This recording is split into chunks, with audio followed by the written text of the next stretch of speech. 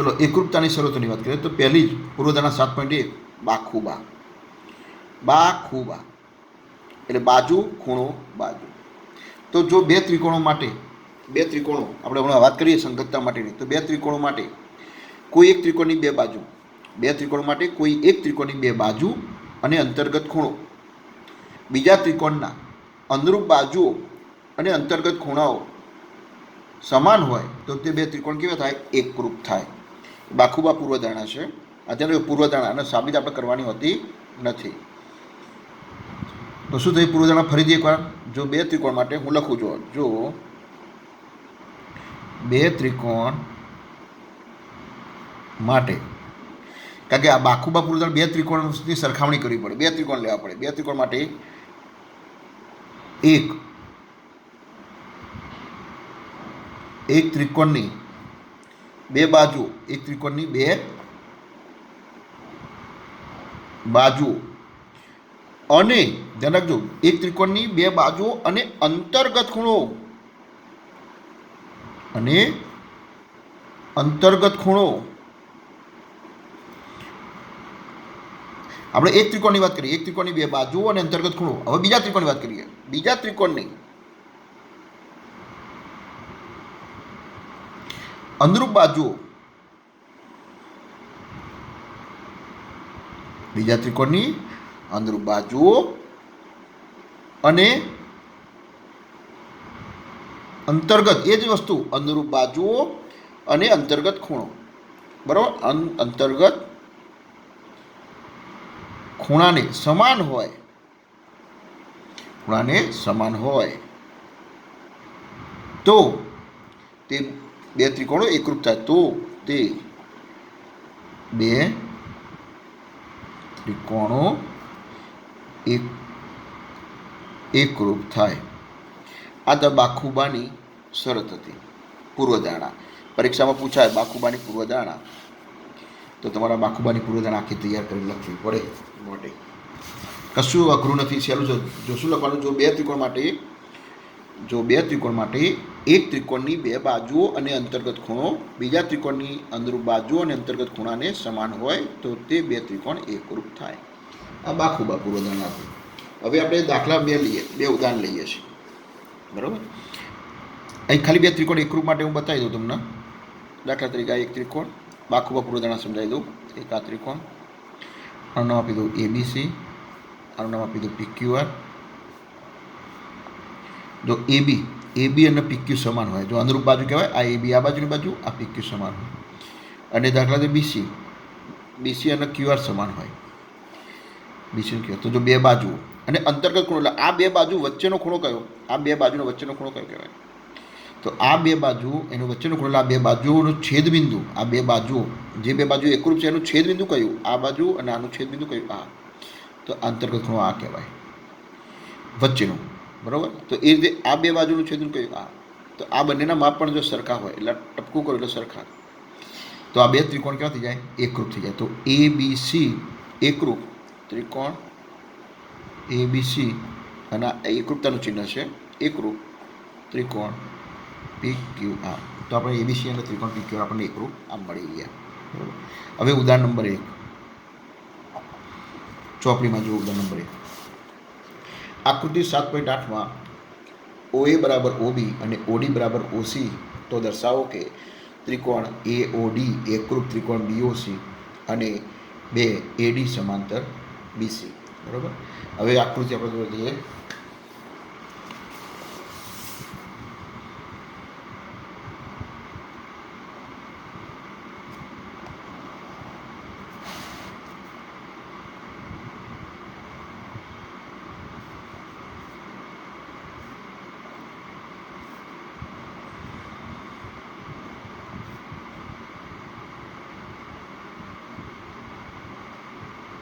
AD.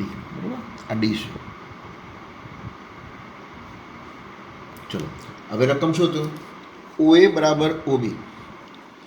OA એટલે આ રકમમાં જો તમે ચોપડીમાં 7. પેજ નંબર 103 આકૃતિ 7.8 OA બરાબર OB. ચલો આ OA અને ઓબી સરખા છે, એટલે ઓએના ઉપર આપણે એક આ લીટી કરી અને એક ઓબીમાં કરીએ. આમ ચિહ્ન કર્યું એનો શું થાય કે આ એક એક ચિહ્ન કર્યું આપણે, તો એનો અર્થ આ બંને બાજુના માપ સમાન છે, આપણને યાદ રહી જાય. વારંવાર ચોપડી રકમ ના જોવું. અને ઓડી બરાબર ઓછી, તો ઓડી કયો? આ ઓડી ઓછી. હવે એમાં હું એક એક લખું દોરું તો ખબર નહીં પડે કયું સરખું હતું. એટલે આનો ચિહ્ન આપણે બે લીટીઓ કરી, એટલે આ બે વાળા સમાન, આ બે વાળા રેખાખંડ, એટલે આ બાજુના આ બાજુ સરખું, આ બાજુના આ બાજુ સરખી, આપણને આ ખબર પડી ગઈ. બરાબર. હવે આટલું જ આપ્યું છે. બરાબર. અને આ બે ત્રિકોણ આપણને એકરૂપ બતાવવાના છે. તો શું કરીશું? તો બે ત્રિકોણો એકરૂપ બતાવવા માટે 3 અંગો, કુલ ત્રિકોણના કુલ 6 અંગો છે. ધ્યાન રાખજો બરાબર શબ્દો મારા. ત્રિકોણના કુલ 6 અંગો હોય, 3 બાજુઓ, 3 ખૂણાઓ. શિરોબિંદુ ત્રિકોણના અંગોમાં આવતો નથી. 3 બાજુ, 3 ખૂણા. આ 6 અંગોમાંથી 3 અંગો તમારે સરખા બતાવવાના. કેટલા? 3 અંગો. ઓછામાં ઓછા 3 અંગો તો બતાવવા જ પડે. ઓછામાં ઓછા 3 અંગો તમારે સરખા બતાવવા પડે. બે ત્રિકોણના અનુરૂપ 3 અંગો સરખા બતાવવા પડે. અને એમાંય ઓછામાં ઓછી એક બાજુ પણ સમાન બતાવવી પડે. ઓછામાં ઓછી એક બાજુ પણ સમાન બતાવવી પડે. એટલે એક બાજુ, બે બાજુ, બરાબર, કે 3 બાજુ સરખી બતાવો. ઓછામાં ઓછી એક, એટલે એક તો બાજુ આવવી જ જોઈએ. ધ્યાન રાખજો નિયમો 2. 3 અંગો સમાન બતાવવાના, ઓછામાં ઓછા 3 અંગો સમાન બતાવવાના. એક શરત. બીજી શરત, 3 અંગો જે બતાવ્યું એમાં એક તો બાજુ હોવી જોઈએ ને જોઈએ. 3 ખૂણા સરખા બતાવવાથી એકરૂપ થાય નહીં. બરાબર. હા, તો ચલો એક ઓછામાં ઓછી એક બાજુ, બે બાજુ બતાવી શકાય. એક તો બતાવવી પડે, બે બતાવો, 3 બાજુ બતાવો તો એ ચાલે. હવે એ તો રકમમાં તમે બીજું દાખલા જ્યારે ગણતા હોય ત્યારે ચોપડીની જે રકમ હોય ને એમાં તમને એક બે તો આપેલા જ હોય એકરૂપ. તો ચલો આપણે લખી દઈએ. ત્રિકોણ, બે ત્રિકોણ કયા બન્યા? ત્રિકોણ ઓ એ બી, એક ત્રિકોણ ઓ એ બી, ઓએડી અને ત્રિકોણ ઓ બીસી માટે. ચલો આ બે ત્રિકોણ આપણે લીધા. આ બે ત્રિકોણ માટે હવે સરખું હોય બતાવો. ચલો તો આમાં ઓએ અને બીજો કયો સરખો હતો? ઓબી. ઓએ બરાબર ઓબી. બીજો કયો સરખો છો? ઓડી બરાબર ઓસી. ચલો આ બે સરખા, આ બે સરખા, એટલે બે બાજુ તો આવી ગઈ. આ બાજુ છે, આ પણ બાજુ છે, બે બાજુ આવી ગઈ. હવે ત્રીજો અંગ બતાવ. બે બાજુ તો સરખું, એક અંગ તો બતાવી દીધું તમે સરખું, આ અંગ સરખું બતાવી દીધું. આપણે શું કીધું? એકરૂપ તમારે 3 અંગો બતાવવાના, બે તો બતાવી દીધા. ત્રીજો અંગ સરખું બતાવો. તો ચલો આ બે બાજુ સરખી આપી છે ચોપડી રકમમાં? નથી આપી. સરખી નહીં આપી ને, એટલે આપણે બતાવી શકીશું નહીં. એને આપ્યું હોય જ ઉપયોગ કરાય. એને કીધું એ જ કે કરાય ને. ચલો તો બીજો કોઈ ખૂણાઓ કોઈ કીધા છે ને? નથી કીધા. પણ આપણે આ જાણે કે આ બે છેદે રેખાઓ, તો આ ખૂણો બને અને આ ખૂણો બને. આ બંનેના માપ કેવા હોય? સરખા. એરિયો આપે નહીં. અમુક તો નિયમો આપણે વાપરવાના. તમને બે આપે તો ત્રીજું તો તમારે જાતે થોડો બુદ્ધિનો ઉપયોગ કરીને ત્રીજું તો આપણે શોધવું જ પડે. તો જો આ બે ખૂણા સરખા છે જ, કયા ખૂણા કહેવાય? બોલો. અભિકોણો. કયા કહેવાય? અભિકોણો. તો બીજો અભિકોણવાળા કયા ખૂણા સરખા? એઓડી બરાબર ખૂણો કયો? બીઓસી. આ કયો નિયમ બેટા? અભિકોણ. કયો નિયમ? અભિકોણ. તો 3 અંગો થઈ ગયા. 1, 2 3 અંગો થઈ ગયા. તો હવે બંને ત્રિકોણ કેવા થઈ ગયા? એકરૂપ થઈ ગયો. બરોબર. હા, તો કયો ત્રિકોણ એકરૂપ થશે? ત્રિકોણ, એને કયું કીધું ત્રિકોણ એકરૂપ કરવાનો? એઓડી. ત્રિકોણ એઓડી એકરૂપ. એઓડી એકરૂપ કયો થશે? ત્રિકોણ. ચલો એઓડી લખો. જોજો મેં જોજો એઓડી લખ્યો. તો પહેલું કયું કે એઓ, બે શબ્દો, બે જો રેખા. એઓ, તો એઓ એટલે આ ભાગ આવ્યો એઓ. તો આ એક લીટી વાળો, તો આ બાજુ એક લીટી વાળો કયો? ઓબી. તો એ કયો હશે? ઓબી. એટલે બીઓ. કયો હશે? BO D. BOC, sorry, BOC, C સાથે બીઓસી. તો બીઓસી બે એકરૂપ થઈ જશે. કઈ શરત? તો શરત જોઈ લઈએ. તો બાજુ, ખૂણો, બાજુ. જો આ બાજુ ખૂણો, બાજુ ખૂણો, પણ ખૂણો વચ્ચે છે. બે બાજુની વચ્ચે ખૂણો, એટલે પેલા બાજુ બોલો, પછી ખૂણો બોલો, પછી બાજુ બોલો. ક્રમ લેવો. બાજુ આમ ના બોલાય. બાજુ ખૂણો ના બોલાય. કારણ કે આ જો આ બે બાજુ વચ્ચેનો ખૂણો. બા ખૂબા, એટલે આ શરત આવી બા ખૂબા. ચલો આખું બનાવો, બે ત્રિકોણ એકરૂપ થઈ ગયા.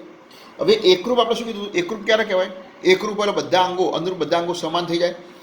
અંદર બધા અંગો સમાન એટલે ધારો કે આ ખૂણો છે, તો આ ખૂણા સાથે આ ખૂણો, અંદર બધા અંગો સમાન એટલે જો અહીંથી જ બતાવી દઉં તો એઓ બીઓ સરખા, બાજુ જો બે શિરોબિંદુ બોલે ને એટલે બાજુ જ બોલાય. એઓ બાજુ બીઓ બાજુ સરખી, ઓડી બાજુ ઓસી બાજુ સરખી, એડી અને બીસી બાજુ સરખી. અને ખૂણા તો ખૂણો એ અને ખૂણો બી સરખો, ખૂણો એ અને ખૂણો બી સરખો, ખૂણો ડી અને ખૂણો સી પણ સરખો. બરાબર? તો ખૂણો બી એ અને બીજો કયો સરખો? એ અને બી. ખૂણો અહીંથી જોડે ખૂણો એ બરાબર ખૂણો બી. ખૂણો બધા માટે એક જ શિરોબિંદુ લેવાનો, ખૂણો એ અને ખૂણો બી સરખો થયો. હવે આ એ અને બી સરખો થયો, આકૃતિ જો આ બી અને એ સરખા થઈ ગયા. તો આ બે સરખા થયા, આ બે રેખાઓ હતી, આ એની છેદિકા હતી. તો આ બે સરખા થઈ યુગ્મકોણ દેખાય છે, આ યુગ્મકોણ કહેવાય. હા, તો યુગ્મકોણ એકરૂપ હોય તો આ બે રેખાઓ કેવી હોય? સમાંતર હોય. આપણો પ્રમેય પણ આવી ગયો કે ના આવી ગયો? હા, એટલે એ બરાબર બી, એ ખૂણો એ બરાબર ખૂણો બી. અને આ બંને તો શું છે? આ બંને શું છે? જે બીસી અને એડીની છેદિકા, બીસી અને એડીની છેદિકા એબીથી બનતા યુગ્મકોણ છે. અને યુગ્મકોણ આ બે શું હતું? આ બીસી એડીની છેદિકા એબીથી બનતા યુગ્મકોણ છે, બંને સરખા છે. માટે શું થઈ જાય? સમાંતર થઈ ગયું. માટે એડી સમાંતર બીસી. આ ઉદાહરણ પહેલું પૂરું થઈ ગયું. ચલો બીજા ઉદાહરણની વાત કરીએ. ઉદાહરણ નંબર 2. એલ એ રેખાખંડ એબી નો લંબ દ્વિભાજક છે. જો બિંદુ પી રેખા એલ પર હોય તો બતાવો કે પી એ એબી થી સમાન અંતરે આવેલું છે. બરોબર? તો બીજો ઉદાહરણ,